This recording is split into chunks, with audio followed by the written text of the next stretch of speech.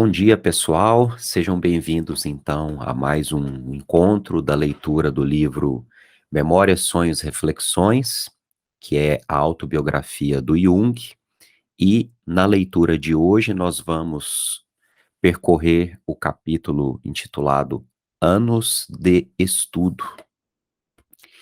E se vocês ainda não visitaram a nossa página do Instagram, acessem o núcleo.estudos.psicodinâmicos para vocês acompanharem as novas programações. E quem ainda não é inscrito aqui no canal, se inscreve lá, marca lá a notificaçãozinha do sininho para receber as próximas leituras e a gente poder acompanhar. E se você tiver também participando dessa leitura de forma assíncrona pelo YouTube, você pode também participar dos debates, das discussões, é só utilizar o campo dos comentários, e aí você pode interagir com todos nós de forma assíncrona. Então eu vou conduzir a leitura, e ao final nós vamos estabelecer alguma troca, alguns nossos comentários, né, do que mais nos chamou a atenção. Então vamos começar. Capítulo, como eu disse, Anos de Estudo, que nessa edição da coleção da Ediouro, né, Clássicos de Ouro, é na página 99. Apesar do meu interesse crescente pelas ciências naturais, voltava de vez em quando aos livros de filosofia. A necessidade de optar por uma carreira tornava-se cada vez mais urgente. Desejava ardentemente terminar minha vida de colegial para então dedicar-me às ciências naturais. Seria o meio de estudar algo de real. Mas ao formular essa ideia, era assaltado pela dúvida. Não deveria estudar história e filosofia? Meu interesse voltava-se de novo para as civilizações do Egito e da Babilônia, e, sobretudo, a arqueologia me tentava. Entretanto, meus recursos só permitiam que estudasse em Basileia, onde não havia sequer professores para isso. Assim, abandonei tal plano, mas não me decidia e adiava sempre a resolução no tocante à carreira a seguir. Meu pai começou a preocupar-se. Certa vez, ouvi-o comentando: o garoto se interessa por tudo, mas não sabe o que quer. Não pude deixar de concordar. Chegado o momento de fazer o exame para a universidade, em que era necessário decidir em que faculdade me inscreveria, disse então, sem hesitar: Estudos Filosóficos 2. Deve ser aqui a marcação que ele fez, né? Est Philos 2, suponho que seja Estudos Filosóficos 2. Isto é, estudante de ciências naturais, deixando meus colegas na dúvida se realmente queria dizer Estudos Filos 1 ou 2, de ciências ou de humanidades. Ah, então agora ele explicou melhor aqui. Seria então uma categoria que permitiria uma dupla interpretação. Essa decisão, aparentemente rápida, teve seus antecedentes. Algumas semanas antes, no momento em que o meu número 1 lutava com o número 2 por causa da decisão, tive dois sonhos. No primeiro, caminhava através de uma floresta sombria ao longo do Reno. Chegando a uma pequena colina, na verdade um túmulo, comecei a cavar. Pouco depois, encontrei com grande espanto ossos de animais pré-históricos. Vivamente interessado, compreendi no mesmo instante que devia estudar a natureza, o mundo em que vivemos e todas as coisas que nos cercam. No segundo sonho, Encontrava-me de novo numa floresta. Havia córregos e no recanto mais sombrio vi, cercado por espessas brenhas, um açude circular. Na água, emergindo em parte, distingui uma forma singular e muito estranha. Era um animal redondo, multicor e cintilante, composto de numerosas células pequenas ou de órgãos semelhantes a tentáculos, um radiolário gigantesco, de cerca de 1 metro de diâmetro. Pareceu-me extraordinário que essa criatura magnífica tivesse ficado incólume naquele lugar oculto, sob a água clara e profunda. Isso despertou em mim um desejo intenso de saber, e então acordei com o coração batendo forte. Esses dois sonhos me impeliram irresistivelmente para o campo das ciências naturais, suprimindo as dúvidas anteriores. Nessa ocasião, eu estava plenamente convencido de que vivia num tempo e num lugar determinados e que era preciso ganhar a vida. Devia, portanto, optar por um caminho ou por outro, e o fato de que todos os meus colegas estivessem convencidos dessa necessidade, sem qualquer perplexidade, me impressionava profundamente. Tinha mesmo a impressão de ser diferente. Mas por que a minha atitude seria singular? E qual o motivo pelo qual não conseguia fixar-me numa escolha definitiva? O esforçado D, que aqui é o nome de outra pessoa, né, que meu professor de alemão erigira em modelo de aplicação e consciência, optara pela teologia. Reconheci que devia refletir sobre o assunto. Se me tornasse zoólogo, por exemplo, só poderia ser professor, ou, na melhor das hipóteses, um empregado de jardim zoológico.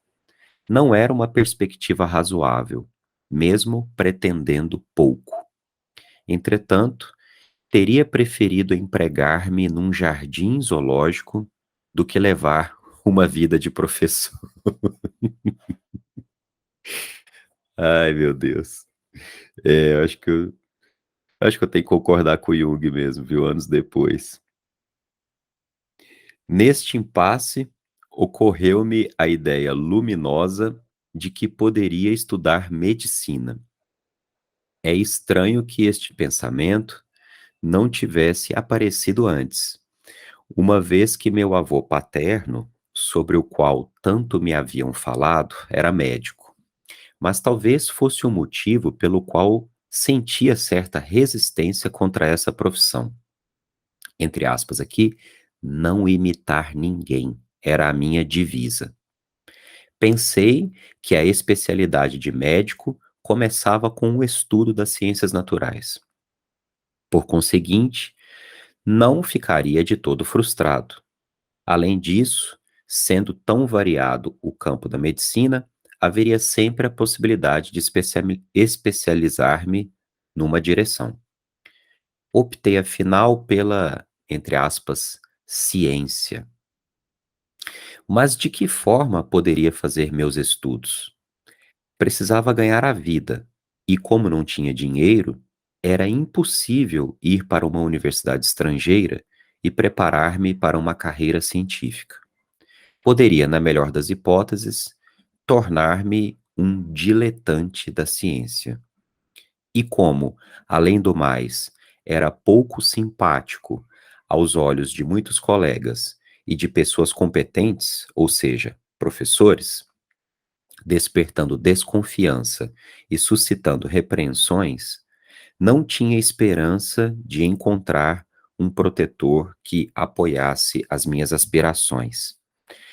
Só para contextualizar, ele está se referindo aqui aos episódios que ele sofreu uma certa desconfiança e perseguição por parte dos professores quando ele tinha que produzir trabalhos escolares, e as resenhas, as redações que ele fazia, eram redações que os professores nunca davam um crédito a ele, porque eles achavam que ele tinha copiado isso de algum livro, porque elas eram geniais demais para idade dele na época, né, coisa de adolescência.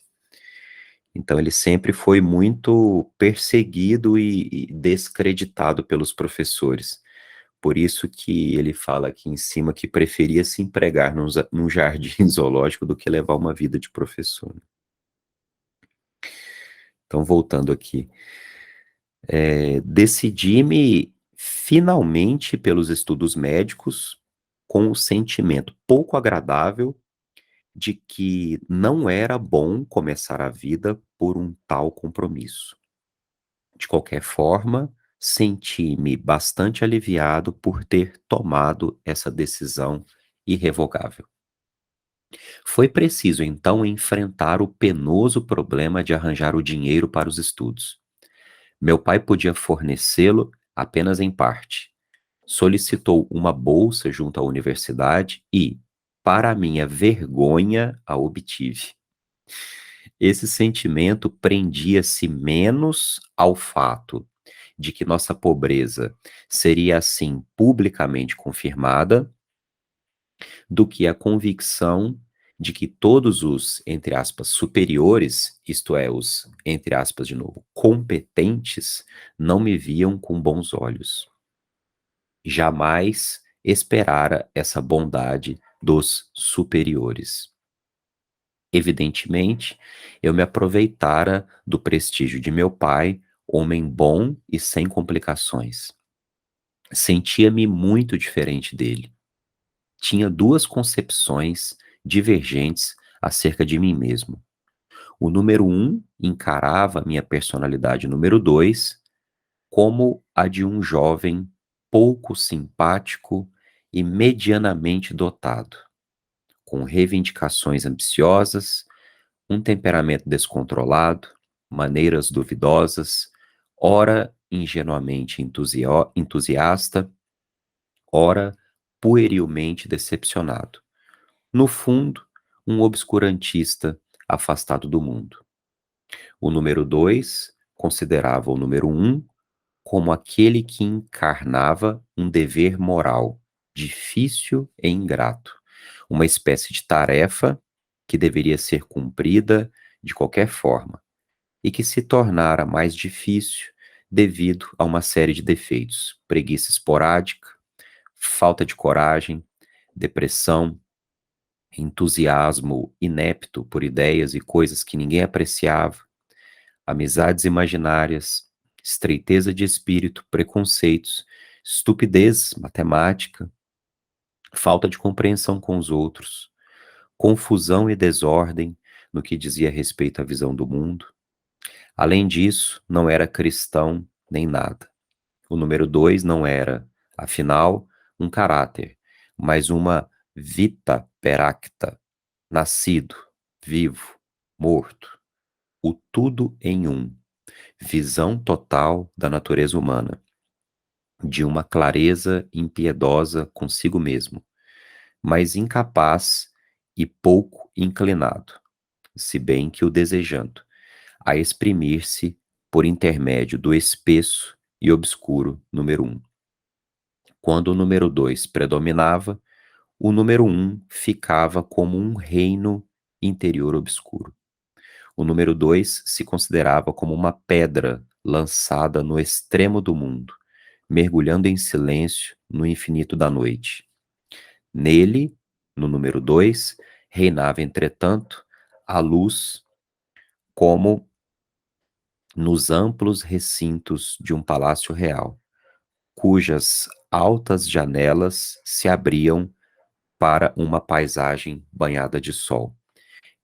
Só uma pausa aqui para contextualizar. Lembrem-se que quando ele se refere a número um e a número 2, ele está se referindo à personalidade número um como sendo a existência a existência desse tempo, dessa vida, o seu caráter, a personalidade do eu, vamos colocar dessa forma.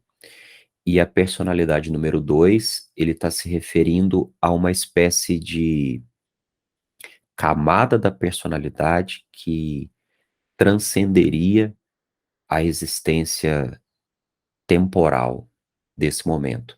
Mas ele costuma se referir ao número 2 como sendo uma alma de um século atrás, uma alma mais antiga dentro dele, um lado da personalidade dele que não condiz com o eu de um jovem, mas que tem gostos e opiniões e demandas de uma pessoa muito mais velha, mas dentro dele também. Então ele vem desde o início do livro discernindo entre as contradições e os conflitos dessas duas personalidades.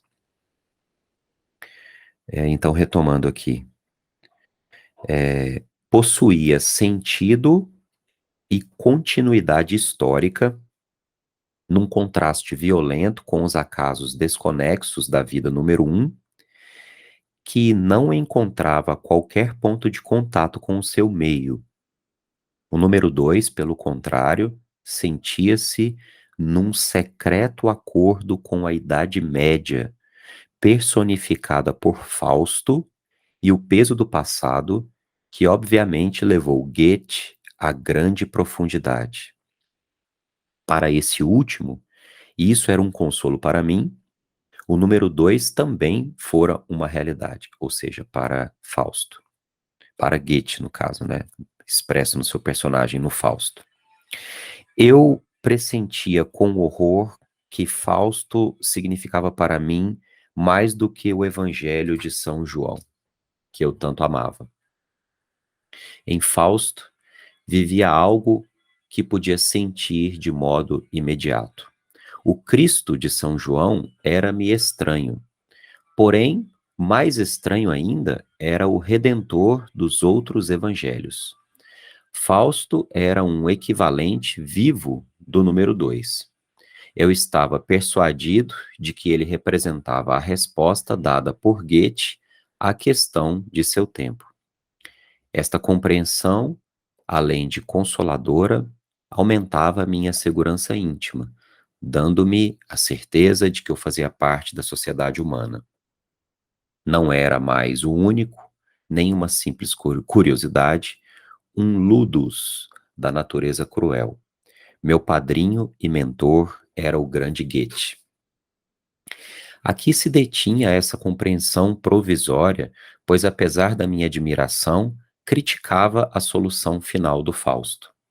A desvalorização negligente de Mefisto me chocava, da mesma forma que a pretensão sem escrúpulos de Fausto e principalmente o assassínio de Filemon e Baucis.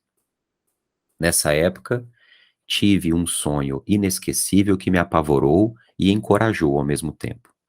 De noite, num lugar desconhecido, eu avançava com dificuldade contra uma forte tempestade.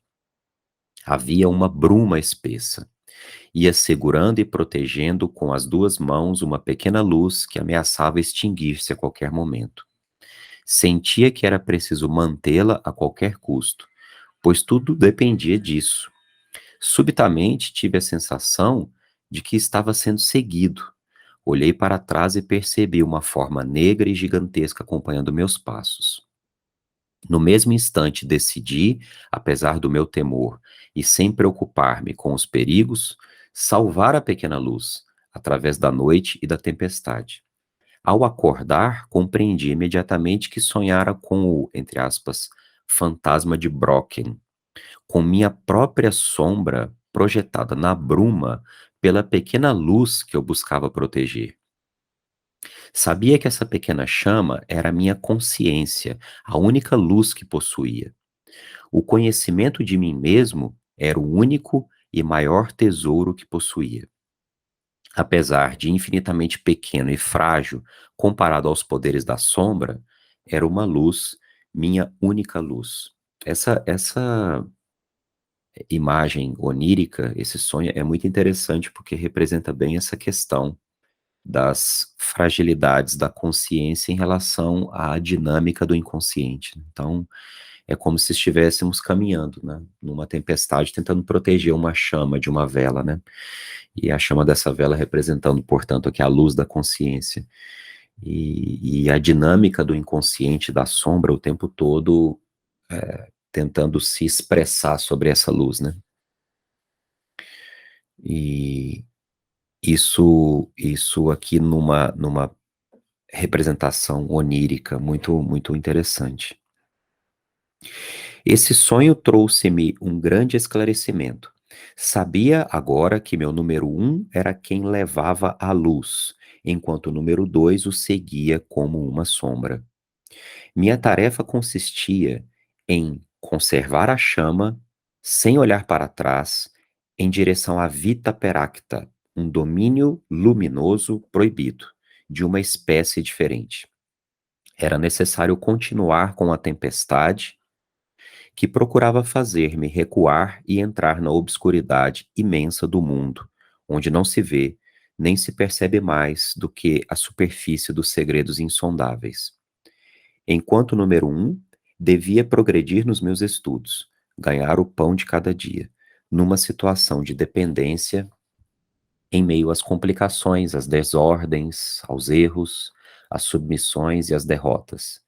A tempestade que soprava contra mim era o tempo que flui incessantemente para o passado, permanecendo sempre nos meus calcanhares. Ele é uma sucção poderosa e atrai para si avidamente tudo o que existe. Só escapamos dele e, por um momento, avançando corajosamente. O passado é muito real e presente, apoderando-se de todos aqueles que não podem libertar-se através de uma resposta satisfatória. Nessa época, minha imagem do mundo sofreu uma rotação de 90 graus. Reconheci um caminho que me conduzia irremediavelmente para o exterior, rumo às limitações e obscuridade da tridimensionalidade. Parecia-me que outrora Adão abandonara, da mesma forma, o paraíso. Este se transformara num espectro e ele deveria encontrar a luz lá, no campo pedregoso que trabalhara com o suor de sua fronte. Perguntava a mim mesmo: de onde veio esse sonho? Até então, achara natural que os sonhos fossem enviados diretamente por Deus. Somnia a Deomissa, no seu significado disso em latim. Mas agora que incorporara a crítica do conhecimento, fui assaltado pela dúvida. Poder-se-ia dizer, por exemplo, que minha compreensão se desenvolveu lentamente e de repente irrompeu no sonho. O caso era precisamente este. Não houve uma explicação, mas uma descrição do processo. O verdadeiro problema consistia em saber por que esse desenvolvimento se dera e por que se irrompera na consciência. Eu nada tinha feito conscientemente para auxiliar tal desenvolvimento. Pelo contrário, minhas simpatias voltavam-se para o outro lado. Seria preciso, pois, que algo estivesse atuando atrás dos bastidores, algo de inteligente, de qualquer modo, mais inteligente do que eu, pois jamais me teria ocorrido a ideia extraordinária de que o universo luminoso interior aparecesse à luz da consciência como uma sombra gigantesca. Compreendi, então, subitamente, uma boa parte daquilo que antes me parecera inexplicável. Em particular, a sombra fria do estranho e do desconhecido que se apoderava das pessoas cada vez que eu fazia alusão a algo e evocava o reino interior. Teria, sem dúvida, de abrir mão do número 2, mas não deveria renegá-lo nem invalidá-lo de forma alguma diante de meus próprios olhos. Isso representaria uma automutilação, e além disso, não haveria mais qualquer possibilidade de explicar a origem dos sonhos que tive. Não duvidava de que o número 2 tivesse relação com a produção dos sonhos, e era fácil atribuir-lhe a inteligência superior postulada por eles. Sentia-me cada vez mais idêntico ao número 1 na percepção que tinha do meu estado. O número 1 parecia uma simples parte do número 2, muito mais vasto e com o qual, portanto, não podia mais identificar-me. O número 2 tornara-se, perdão, com efeito, um fantasma, um espírito que crescera à sombra da obscuridade do mundo. Eu não sabia disso antes do sonho. E, tal como posso constatar hoje, olhando para trás, essa consciência era muito vaga na época, se bem que emocionalmente eu não tinha a menor dúvida dessa interpretação. Eu estou achando aqui muito interessante também é o fato de que o Jung tem desde muito novo, porque a gente está falando aqui de um adolescente, início de vida adulta, né? Ele está fazendo a escolha de carreira aqui, ele está falando alguma coisa aqui entre os seus 18 anos. E a gente vê, assim, como que hoje, na maioria das pessoas, não há esse desejo de se integrar e de se conhecer. Existe sempre vamos colocar assim, uma supressão desse outro lado, né? Uma supressão desse outro eu, quando a gente percebe que tem algo dentro de nós estranho, a gente não quer saber disso. A gente reprime isso, rechaça, né, esse lado. E aqui não, a gente percebe que desde muito jovem ele sempre teve essa atitude de integração, de aceitação e de integração dessas duas personalidades. Vamos lá. Em todo caso, uma separação se operara entre o número 2 e eu, aproximando-me mais do número 1. Este tornou-se, pelo menos alusivamente, uma personalidade de certo modo autônoma.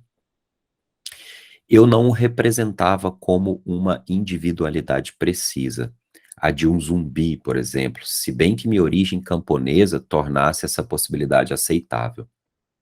No campo, conforme as circunstâncias, acredita-se nessas coisas, elas são e não são ao mesmo tempo. O único aspecto claro do número 2 era seu caráter histórico, sua extensão no tempo, ou melhor, sua intemporalidade. É verdade que eu não o exprimia tão prolixamente, assim como não representava sua existência no espaço. Ele desempenhava o papel de um fator mal definido, se bem que existisse definitivamente no fundo da minha vida. O ser humano vem ao mundo com disposições físicas e espirituais particulares. Em primeiro lugar, toma contato com o meio familiar e seu ambiente, com os quais se harmoniza numa certa medida, conforme sua individualidade.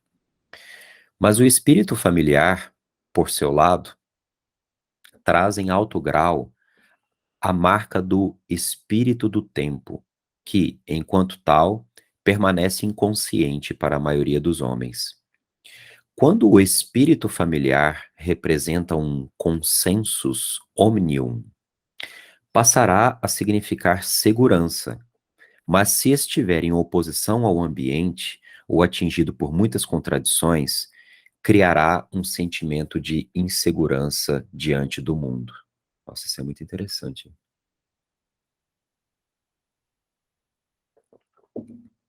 Muito interessante isso aqui. Ora, as crianças reagem muito menos aos que dizem ao perdão, deixa eu repetir essa frase aqui. Ora, as crianças reagem muito menos ao que dizem os adultos do que os influxos imponderáveis da atmosfera circundante. Adaptam-se a esta inconscientemente, o que significa que nascem nelas correlações de natureza compensadora. As ideias religiosas particulares que me assaltaram desde a mais tenra infância nasceram espontaneamente como reação ao meu ambiente familiar. e é dessa forma que devem ser entendidas.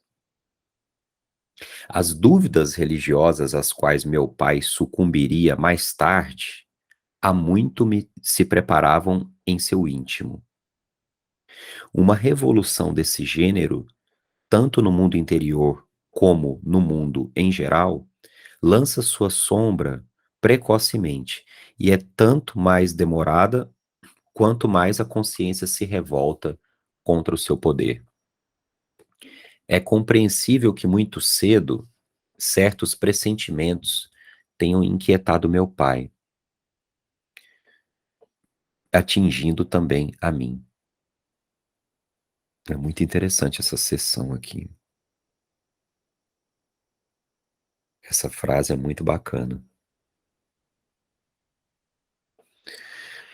Nunca tive a impressão de que tais influências emanavam de minha mãe.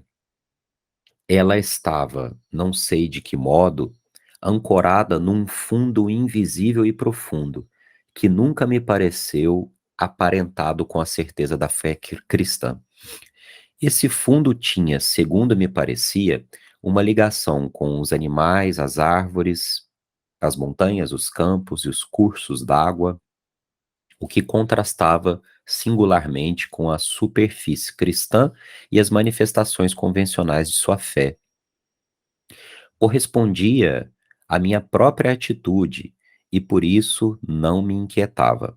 Pelo contrário, dava-me um sentimento de segurança e a convicção de que havia um fundo sólido sobre o qual poderia me apoiar. Nunca me ocorreu a ideia do paganismo desse fundamento. O aspecto número 2 de minha mãe foi o apoio mais forte que senti nos conflitos que se preparavam entre a tradição paterna e as estranhas formas compensadoras que meu inconsciente tendia a criar. Quando olho para trás, vejo quanto o desenrolar da minha infância antecipou os acontecimentos futuros e preparou os modos de adaptação ao fracasso religioso de meu pai e à perturbadora revelação da imagem do mundo de hoje. Esta última também não nasceu de um dia para o outro, mas lançou sua sombra há muito tempo. Se bem que tenhamos, como homens, nossa vida pessoal, nem por isso deixamos de ser, em larga medida, os representantes, as vítimas e os promotores de um espírito coletivo, cuja duração pode ser calculada em séculos. Podemos pensar durante toda a vida que seguimos nossas próprias ideias, sem descobrir que fomos os comparsas essenciais no palco do teatro universal. Pois há fatos que ignoramos e que, entretanto, influenciam poderosamente nossa vida por serem inconscientes.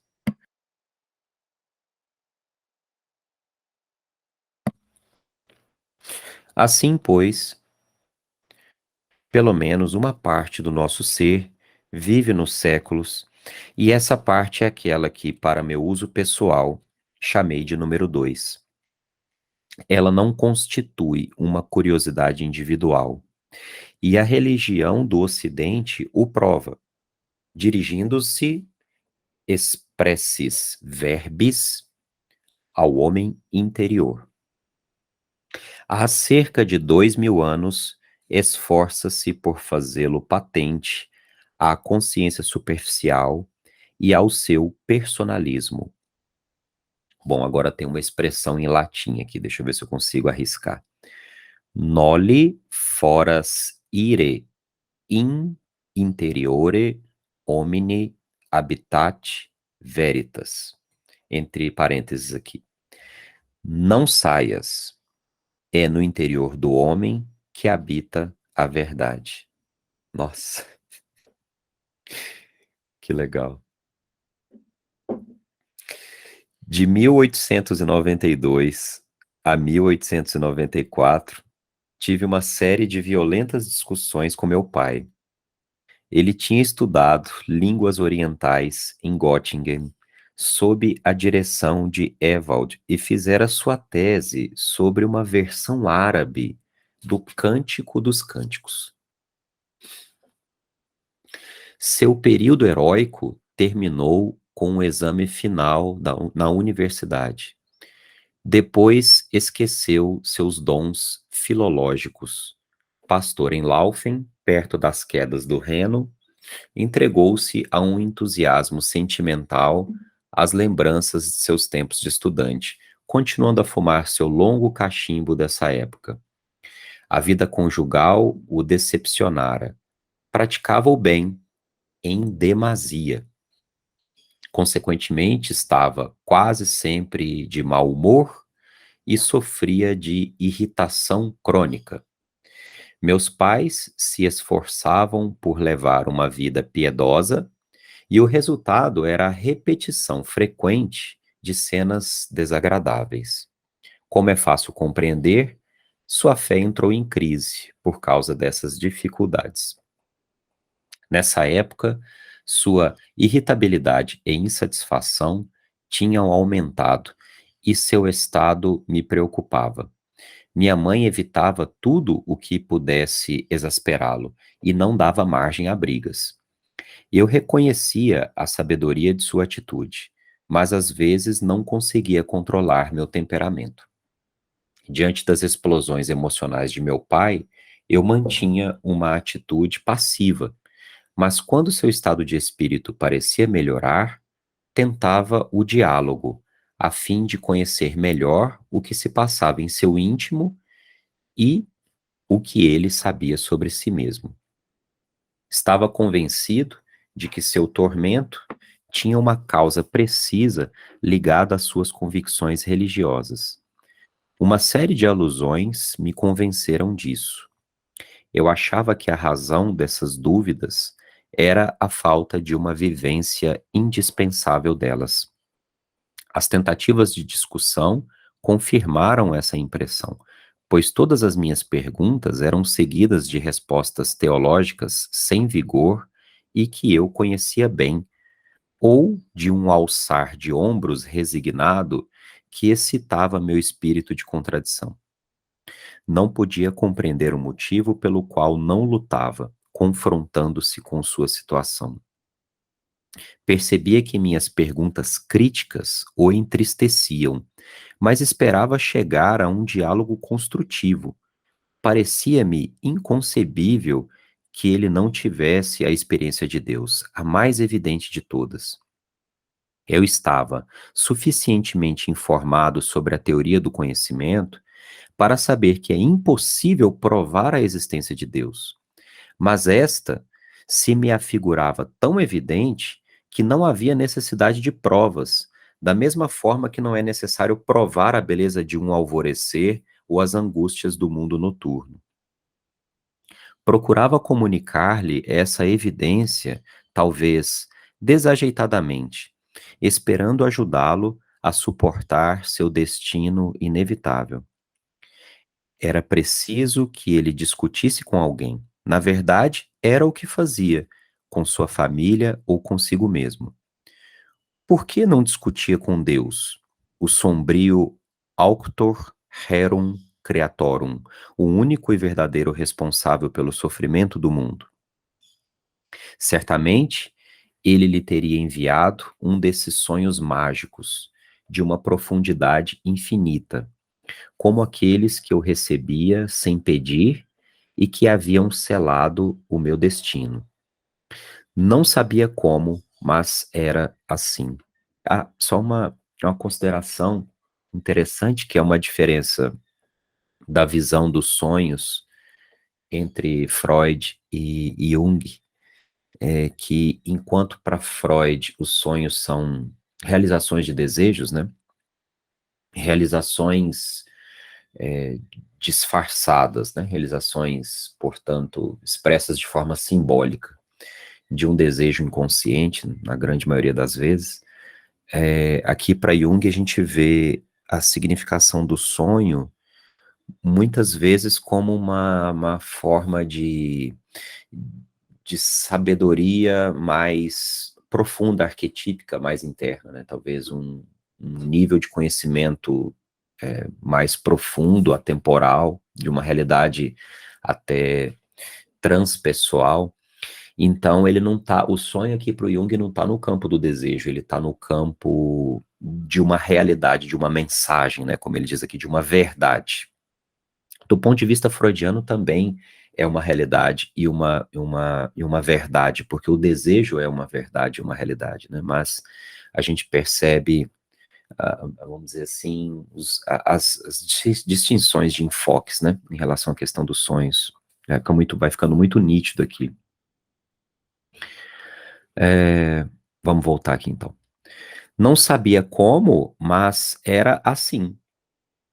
Ele permitira mesmo que eu lançasse um olhar sobre seu próprio ser. Este último era, evidentemente, um grande mistério que eu não devia nem podia revelar a meu pai. Tê-lo-ia, talvez, sugerido se meu pai estivesse em condições de apreender a experiência imediata de Deus. Mas em nossas conversas nunca chegávamos a tal ponto, nem mesmo no limiar dele. Eu o abordava sempre de uma forma muito pouco psicológica, mas sim intelectual, afastando, na medida do possível, tudo o que pudesse tocar o sentimento, a fim de não provocar suas emoções. Tal aproximação, entretanto, atuava sempre como o pano vermelho diante do touro. Interessante. Provocando suas incompreensíveis crises de irritação. Eu não compreendia como um argumento totalmente racional se chocava com uma resistência emocional. Essas discussões estéreis aborreciam-nos, a ele e a mim, e afinal acabamos cada qual com seu sentimento específico de inferioridade. A teologia nos tornara estranhos um ao outro. Isso representou para mim outra derrota irremediável, embora não chegasse a aguçar meu sentimento de solidão. Tinha o vago pressentimento de que meu pai era arrastado por um destino irremediável. Era um homem solitário, não tinha um só amigo com o qual pudesse discutir. Pelo menos, eu não conhecia ninguém em nosso ambiente que pudesse dizer-lhe as palavras salvadoras. Certa vez ouvi-o rezar. Ele lutava desesperadamente por sua fé. Fiquei extremamente emocionado e ao mesmo tempo indignado, porque avaliei o quanto ele era a presa, sem esperança de libertação da igreja e de seu pensamento teológico. Fora deslealmente abandonado por eles, que lhe haviam barrado todas as possibilidades de um contato direto com Deus. Então compreendi minha vivência em toda a sua profundidade. Deus, em meu sonho, desaprovara a teologia e a igreja fundada sobre ela. Por outro lado, tolerara a teologia como a tantas outras coisas. Parecia-me ridículo que os homens pudessem decidir acerca de uma tal evolução. Afinal, o que eram eles? Nasciam cegos e estúpidos como cãezinhos, se bem que dotados, como todas as criaturas de Deus, de uma luz escassa, incapaz de iluminar as trevas em que tateavam. Estava seguro disso e ainda mais. Os teólogos que eu conhecia não pareciam ter visto de forma alguma a, entre aspas, luz que brilha nas trevas, senão porque ensinavam uma religião teológica que me parecia totalmente inútil, uma vez que a única coisa proposta era uma crença e sem esperança. Foi o que meu pai tentou com um esforço enorme e fracassou. Por outro lado, não podia defender-se também do ridículo materialismo dos psiquiatras. Acaso não apelavam para a crença cega exatamente como os teólogos? Era óbvio que faltava a esses dois mundos a crítica do conhecimento e a vivência. Meu pai tinha a impressão de que os psiquiatras haviam descoberto no cérebro um lugar da alma, a, entre aspas, matéria, que nada tinha de, entre aspas, também espiritual. Daí provinham certas advertências que me fazia. Se estudasse medicina, não devia tornar-me materialista. Para mim, isso significava que eu não devia sucumbir a qualquer crença, uma vez que os materialistas, da mesma forma que os teólogos, acreditavam em suas definições e eu sabia que meu pobre pai simplesmente saíra da frigideira para cair no fogo. Eu compreendi que a fé, tão enaltecida, lhe pregara uma peça fatal, não somente a ele, mas à maioria das pessoas sérias e instruídas que eu conhecia. O pecado capital da fé parecia residir no fato de preceder a vivência. Como sabiam os teólogos que Deus arranjara intencionalmente certos fatos e abandonara outros a si mesmos? E como sabiam os psiquiatras que a matéria possuía as propriedades do espírito humano? Eu não corria o perigo de cair no materialismo, o mesmo não se dando com meu pai. Alguém lhe falara sobre a, entre aspas, sugestão. Aqui ele está se referindo certamente à hipnose. Descobri que, nessa época, estava entregue a leitura do livro de Bernheim sobre o assunto, traduzido para o alemão por Sigmund Freud. Esse fato era novo e importante, pois até então só tinha visto meu pai ler romances e, às vezes, relatos de viagens. Todos os livros inteligentes e interessantes pareciam ser proibidos. Entretanto, nada disso parecia fazê-lo mais feliz. Seus humores depressivos e sua hipocondria se multiplicavam e se agravavam. Há alguns anos, queixava-se de todos os sintomas abdominais sem que o médico pudesse constatar algo de preciso. Queixava-se agora da sensação de ter pedras no ventre. Durante muito tempo, não tomamos a sério suas queixas, mas finalmente o médico ficou preocupado. Estávamos no fim de 1895. Na primavera, tinha começado meus estudos na Universidade de Basileia, o único período da minha vida em que me aborreci.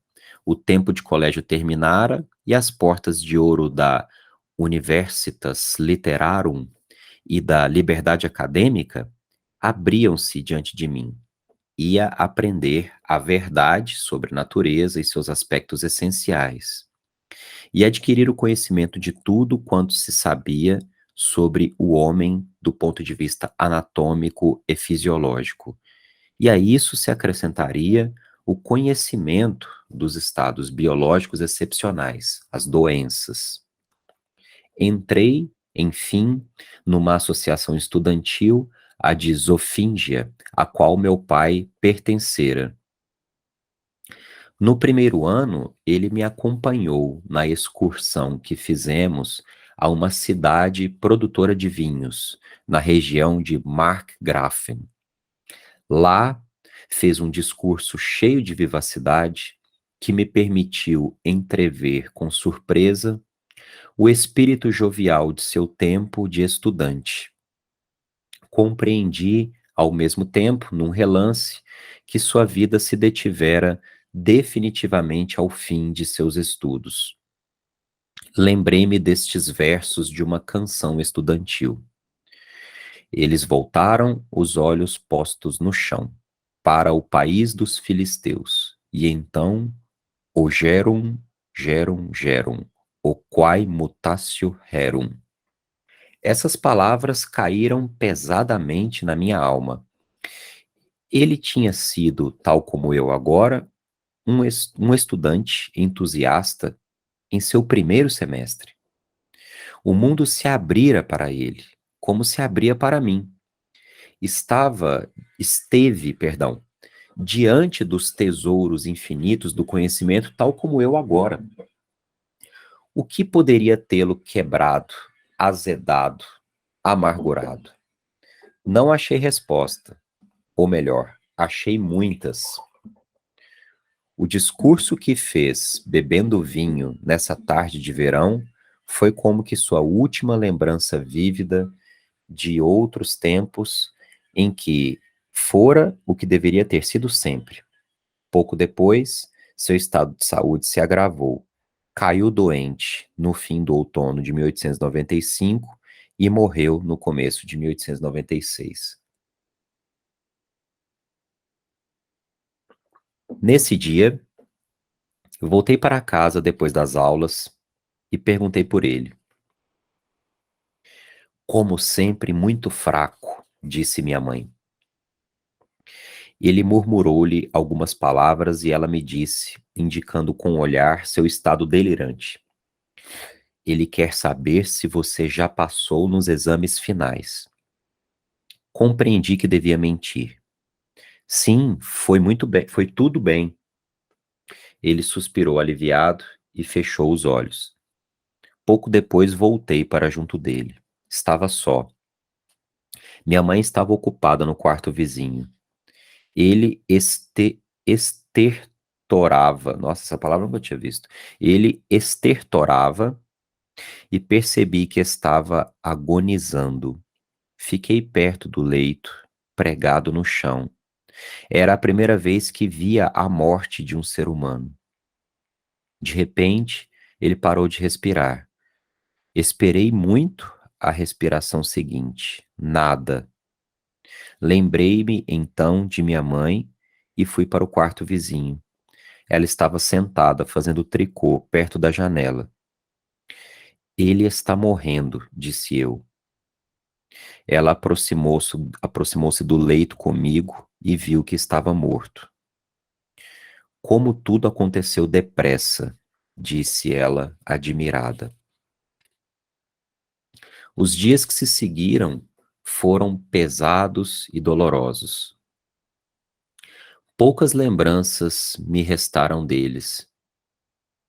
De repente, minha mãe disse com sua segunda voz, dirigindo-se a mim ou à atmosfera que me cercava.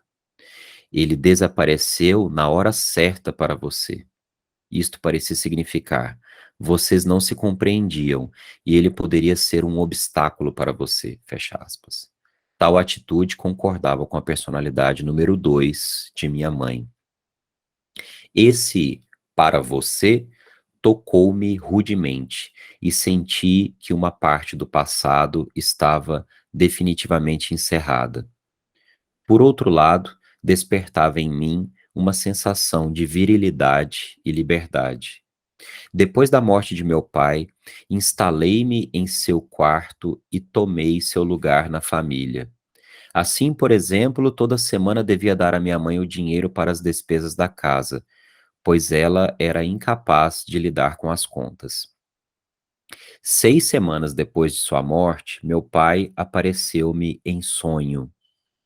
Surgiu bruscamente diante de mim e disse que tinha voltado das férias. Tinha descansado e voltara para casa. Pensei que me censuraria por ter me instalado em seu quarto, mas ele não disse nada. No entanto, envergonhei-me por ter imaginado que ele tinha morrido.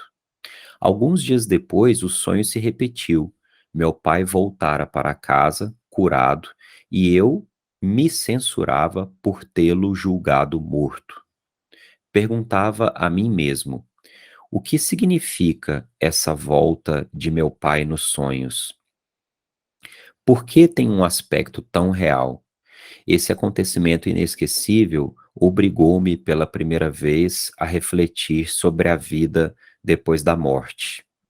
Nossa, que tem uma questão aqui, bom, eu vou falar de um ponto de vista mais freudiano, né, mas tem uma questão bastante edipiana aqui em relação ao Jung e ao pai, né.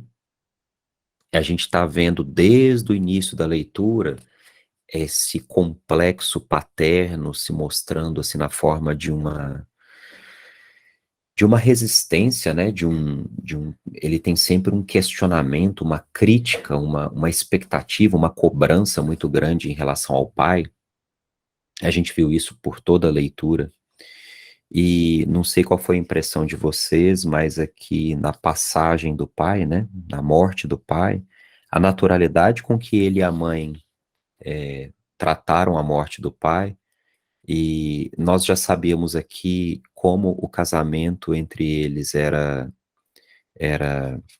Hã, era uma relação, assim, que parecia que não era um bom casamento, né, e era distante, e essa frase da mãe, né, "Ele desapareceu na hora certa para você", e acho que depois vem esse sonho também no sentido de uma culpa, né.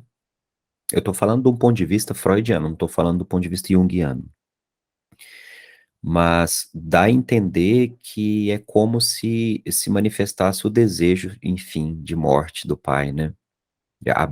Tanto que o pai morre, ele se muda para o quarto do pai, enfim.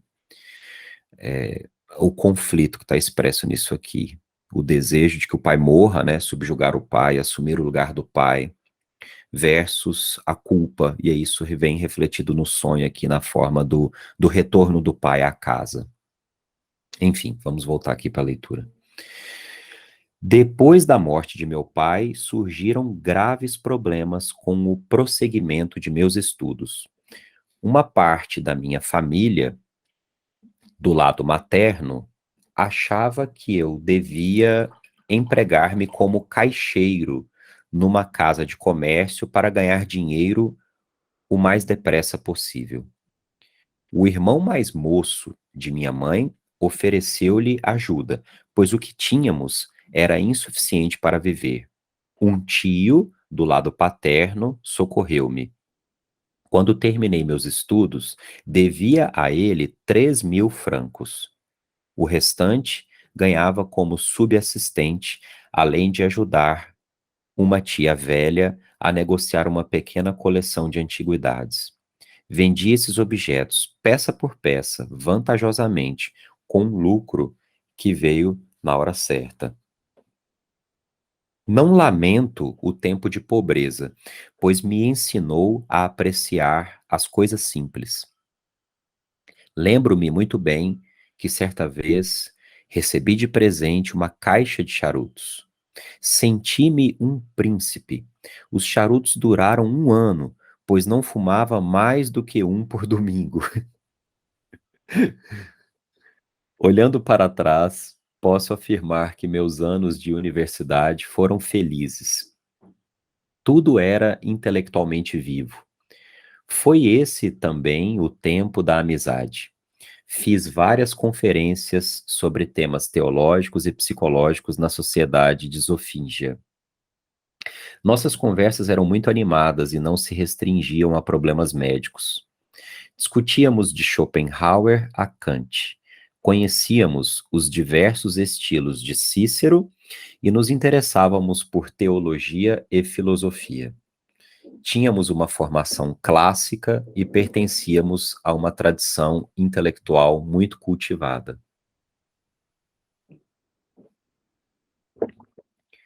Albert Oeri, não sei se essa pronúncia está certa, mas era um de meus amigos mais íntimos.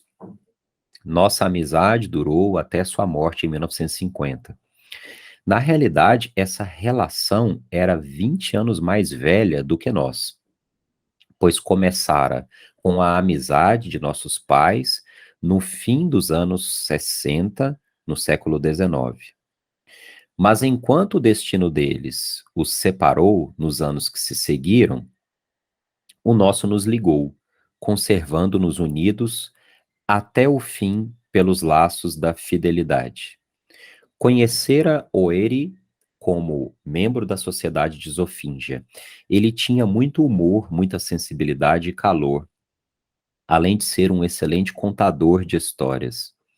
Impressionava-me sabê-lo sobrinho neto de Jacob Burckhardt, que nós, jovens estudantes de Basileia, venerávamos como o grande homem já legendário que vivera e atuara em nosso meio.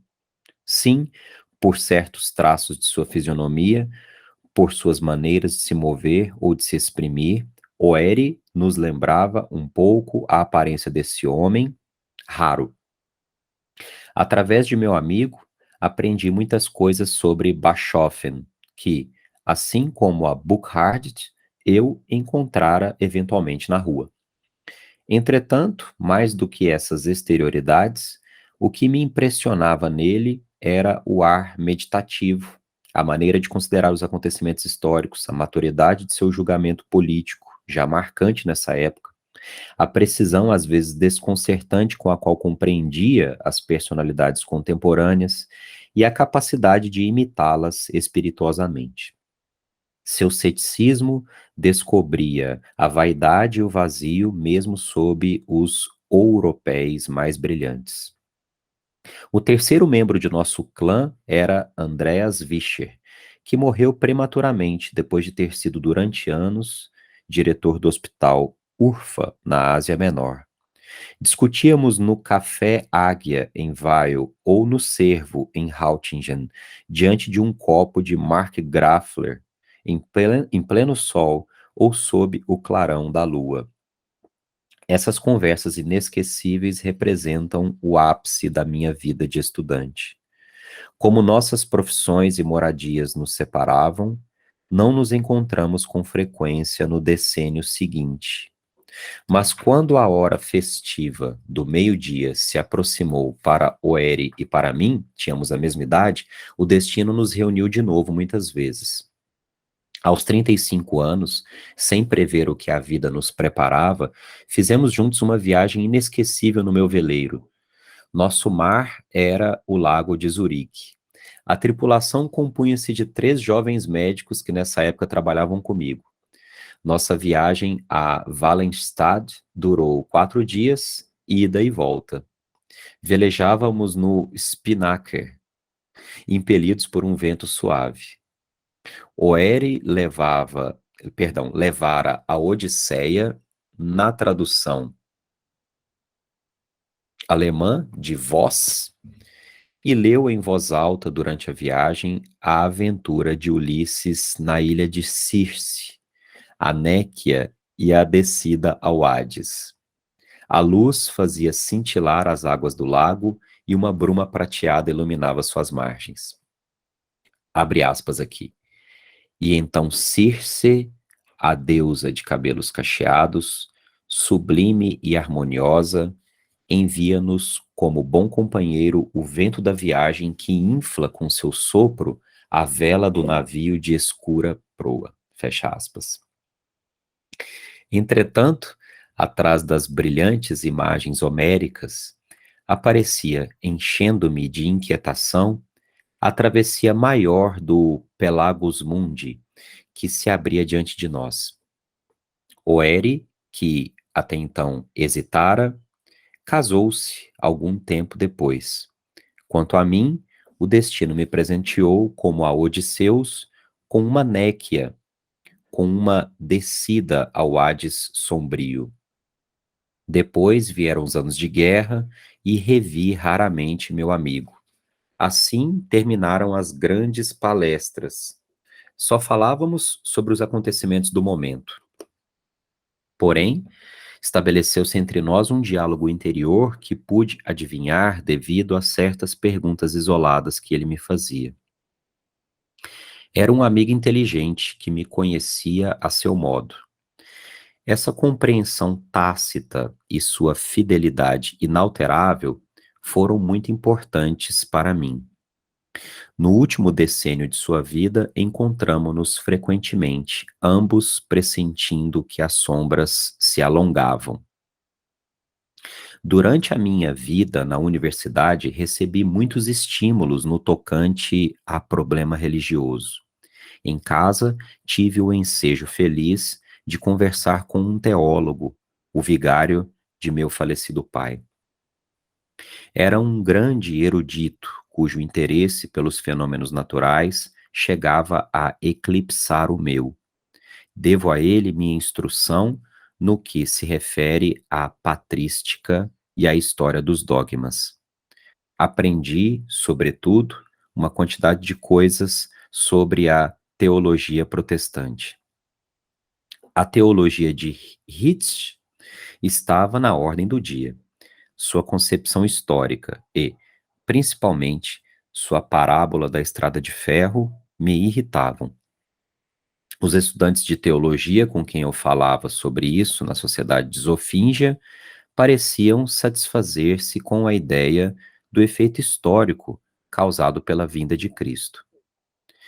Esta ideia parecia-me estúpida e carente de vida.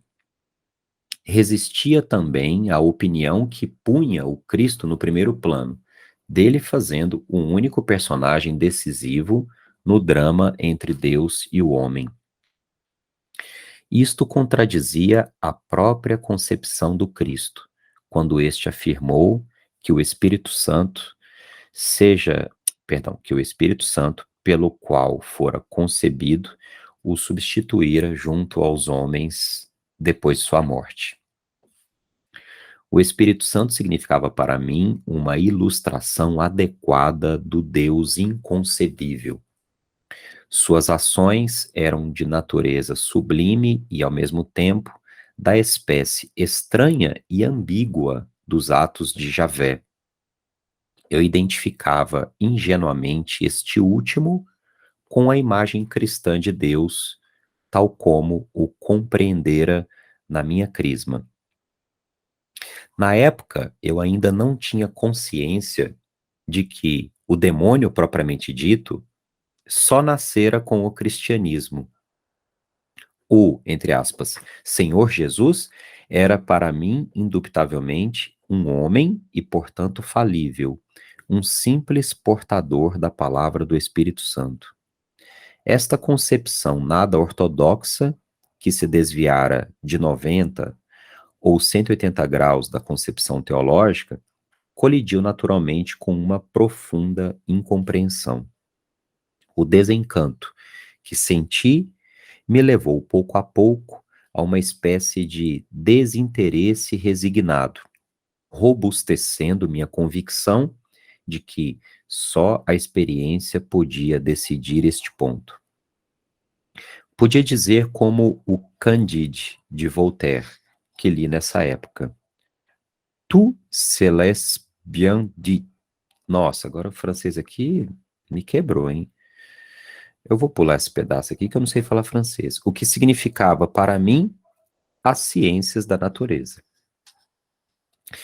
Durante meus primeiros anos de estudo universitário, descobri que as ciências naturais veiculavam uma infinidade de conhecimentos, mas sem grande profundidade e apenas em campos especializados. As leituras filosóficas me ensinaram que, no fundo de tudo, havia a realidade da psique. No fundo de tudo, havia a realidade da psique. Sem a alma, não havia saber nem conhecimento profundo. No entanto, nunca se falava da alma. Ela era tacitamente suposta. Mas, quando mencionada, como em C.G. Carus, não era abordada em ideias precisas, mas segundo uma especulação filosófica de sentido ambíguo. Essa observação curiosa me deixava perplexo. No fim do segundo semestre, fiz uma descoberta. Entrei na biblioteca do pai de um companheiro de estudos, um historiador da arte, um livrinho. Perdão, vou recomeçar essa frase que eu li errado. No fim do segundo semestre, fiz uma descoberta. Encontrei na biblioteca do pai de um companheiro de estudos, um historiador da arte, um livrinho dos anos 70 sobre a aparição de espíritos. Tratava-se de um relato a respeito dos primórdios do espiritismo, escrito por um teólogo.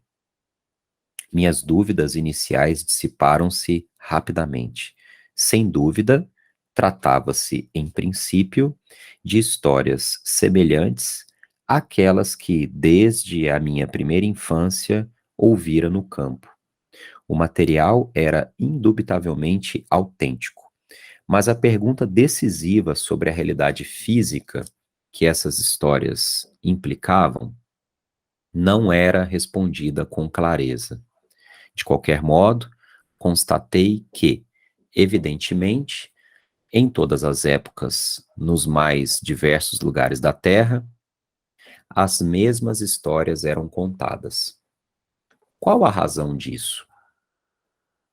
A eventualidade de que isso pudesse repousar em pressuposições religiosas idênticas devia ser afastada.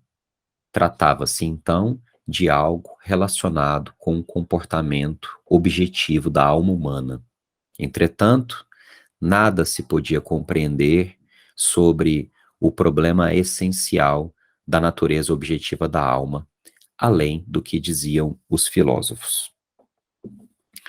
Gente, eu vou fazer o seguinte, nós estamos nos aproximando aqui no nosso horário agora de 10 horas da manhã, o que vai inteirar 1h30 de leitura, então eu vou propor mais 10 minutos de leitura e mais 5 minutos para a gente fazer nossas considerações finais.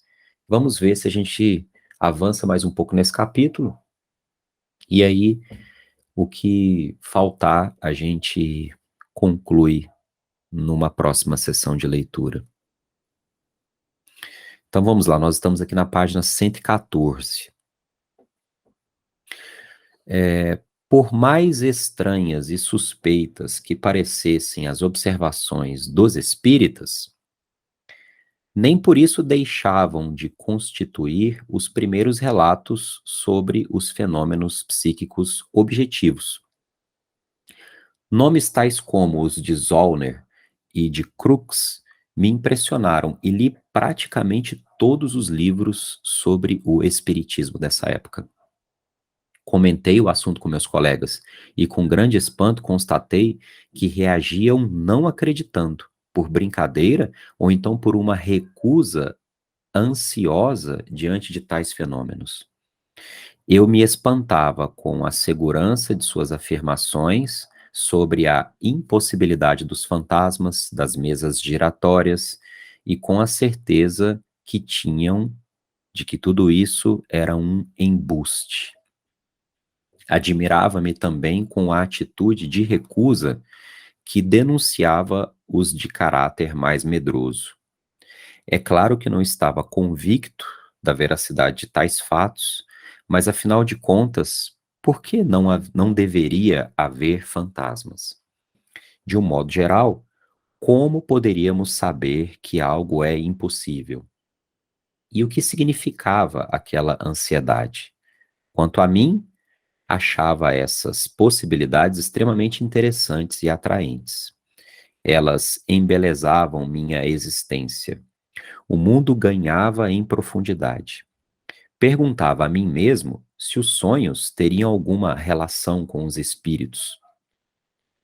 Os sonhos de um iluminado de Kant caiu-me às mãos como de propósito, e logo descobri também Karl Duprel, que interpretava essas ideias sob o ponto de vista filosófico e psicológico. Desenterrei Estmeyer, Passavant, Justinus Kerner e Goertz, e além disso, li 7 volumes de Swedenborg. A personalidade número 2 de minha mãe parecia aprovar o meu entusiasmo, mas o ambiente geral era desencorajador. Até então, Eu apenas colidira contra a rocha das ideias tradicionais. Agora, colidia com o aço dos preconceitos e com a incapacidade efetiva de abrir campo para as possibilidades não convencionais, mesmo por parte de meus amigos mais próximos. Para eles, meu interesse por essas coisas parecia ainda mais suspeito do que minhas preocupações teológicas. Tinha a sensação de ser empurrado até o limite do universo. Para eles, o assunto do meu interesse mais ardente não passava de poeiras, nuvens e até mesmo dava razão para ter medo. Medo do quê? Eu não sabia. Afinal de contas, a ideia de que talvez certos acontecimentos escapassem às limitações das categorias de espaço, tempo e causalidade não era algo que pudesse abalar o mundo, algo de inaudito. Certos animais não pressentiam a tempestade e os tremores de terra? Não havia sonhos premonitórios da morte de certas pessoas? Relógios que se detinham no instante da morte de alguém? Copos que se partiam inesperadamente?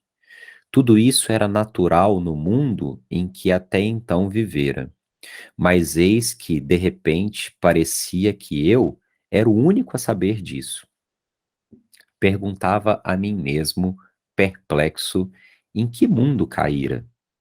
Naturalmente, esse era o mundo das cidades, que ignorava tudo acerca do campo, do mundo real das montanhas, de rios e florestas, dos animais e dos pensamentos divinos, plantas e cristais. Achei essa reflexão consoladora. Em todo caso, ela aumentou minha autoestima, fazendo-me compreender que o mundo citadino, apesar da plenitude de seu doutor saber, perdão, apesar da plenitude de seu douto saber, era espiritualmente limitado. Essa constatação foi, entretanto, perigosa para mim e me compeliu a atitudes de superioridade e a um gosto abusivo da crítica e da agressividade, que despertaram contra mim merecidas antipatias. Estas reforçaram as antigas dúvidas, meus sentimentos de inferioridade e humores depressivos, ciclo que decidi finalmente interromper a qualquer custo. Não queria permanecer afastado do mundo, nem adquirir a fama duvidosa de um personagem excêntrico. Bom, vamos fazer uma pausa na nossa leitura, que acho que hoje nós alcançamos aqui 1 hora e 30 minutos aproximadamente de leitura corrida. E é muita coisa, vejam que para a gente avançar 20 páginas aqui, não é como ler 20 páginas de um livro de literatura qualquer, né? Mas leva um tempo, então acho que até pelo acúmulo de coisas, né? A gente vai aqui até a página 115. Na realidade, não está faltando muito para acabar o capítulo, né? Acho que aqui nós vamos mais umas 10 páginas aqui, mais umas 11 páginas. Mas eu acho que isso aqui representaria mais 1 hora de leitura. Agora, o que que a gente viu hoje aqui, né? Tem bastante coisa. Eu não sei o que chamou mais a atenção de vocês, mas ele repete algumas coisas. Repete não, mas ele mantém algumas questões que ele já tinha trazido nos capítulos anteriores. O tempo todo esse enfoque personalidade número 1 versus personalidade número 2, né? E como que isso vai chocando e vai influenciando as escolhas e o momento que ele está passando, que é um momento de escolha profissional, aquele momento em que a gente já se deparou nas nossas vidas de que a gente tem um sonho de alguma coisa, mas a gente esquece que o mundo, eu vou chamar assim de mundo real, nos pede os pés no chão. A gente tem que pensar em como ganhar dinheiro também, né? E eu reparei aqui nesse dilema que ele passou, alguma coisa um pouco parecida também com o que o Freud passou, né, na sua juventude, porque Freud também queria ser um cientista. No início ele tinha uma dúvida entre fazer direito, que seria assim uma carreira, né, de prestígio também para aquela época, né, ser advogado, ou ser médico, mas na realidade ele gostaria de ter sido cientista. E mais um cientista nessa época, nesse período que a gente está falando que não ganhava dinheiro, né? Quer dizer, até hoje não ganha dinheiro, mas aquela realidade, assim, você não faz uma escolha numa vocação financeira para sustentar uma família, né? E aí Freud vai acabar optando pela medicina, pela prática clínica da medicina, né? Que seria o que na época daria condições de manter uma casa. E aí o próprio processo da psicanálise, eu acho que é uma forma que ele encontra de conciliar a carreira médica com a pesquisa científica, né? Com esse se enveredar pela busca científica. E a gente vê que o Jung passou também aqui uma questão muito semelhante, né? Quer dizer, a medicina, então, parece que assim como para Freud e para Jung, era aquela carreira que permitia vamos dizer, um meio termo entre uma vida de pesquisa e uma vida de uma profissão que pudesse trazer algum sustento material, né? Pagar as contas, vamos colocar dessa forma. Então, esse ponto me chamou muito a atenção no primeiro momento. Acho que também as questões ligadas ao pai e à morte do pai, elas vão aqui evoluindo, né? A gente vê que elas vão evoluindo aqui até ao falecimento do pai. E aí esse sonho, né? Esse sonho do retorno do pai depois da morte, esse sonho do retorno do pai não doente e a culpa que ele sente por ter ocupado o quarto do pai após a morte dele, que retrata a culpa, retrata também essa questão, esse complexo paterno,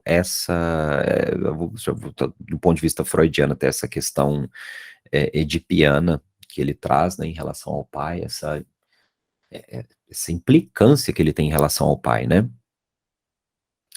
E então esse também foi um ponto que me chamou muito a atenção. E, e no mais a gente vai vendo aqui algumas ilustrações de sonhos, né? Acho que também me chamou muito a atenção aquele sonho. Eu acho muito bonita essa cena desse sonho com ele caminhando sobre a tempestade e o vento na escuridão, tentando proteger a chama, uma chama pequena nas mãos, né, de uma vela, algo assim, e aquilo projetando uma sombra grande, né?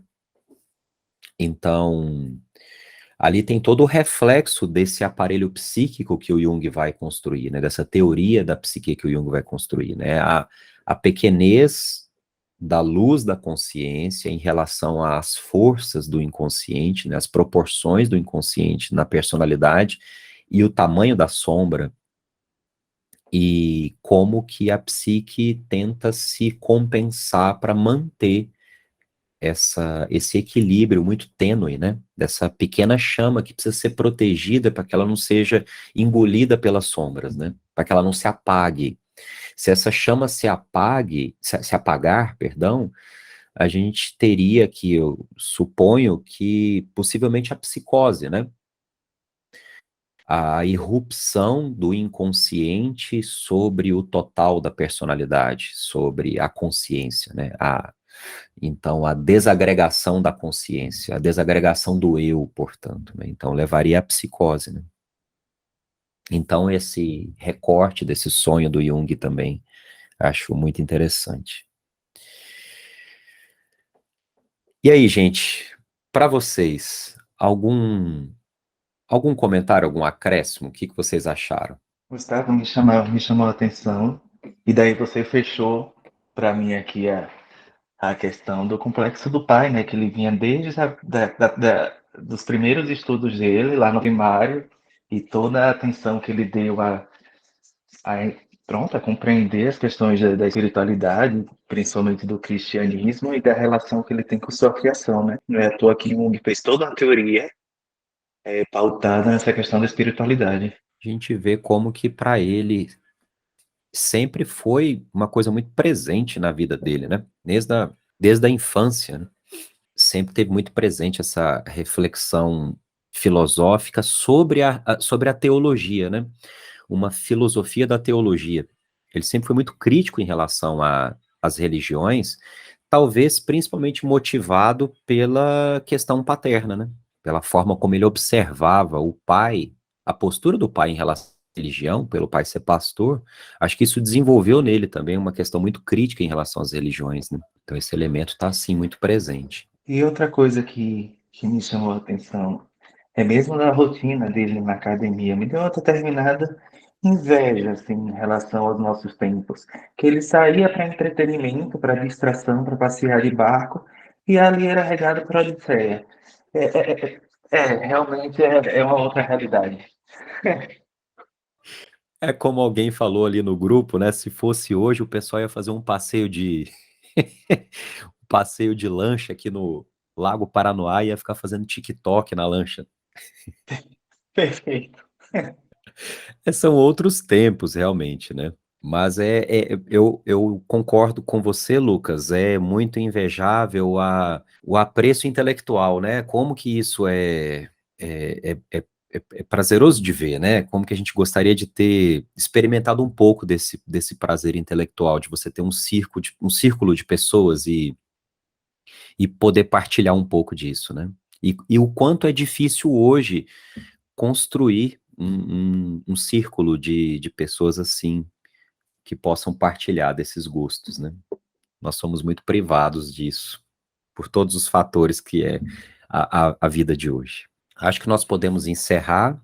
Nós paramos então na página 115 e a próxima sessão de leitura vai ser um pouco mais curtinha, porque nós vamos até o final do capítulo, que vai equivaler a mais umas 11 páginas, para que depois a gente possa entrar no capítulo seguinte, que se chama Atividade Psiquiátrica.